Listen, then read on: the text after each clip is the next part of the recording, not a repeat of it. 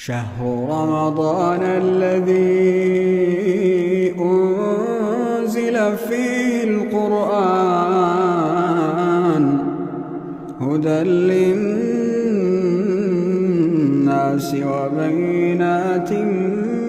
من الهدى والفرقان فمن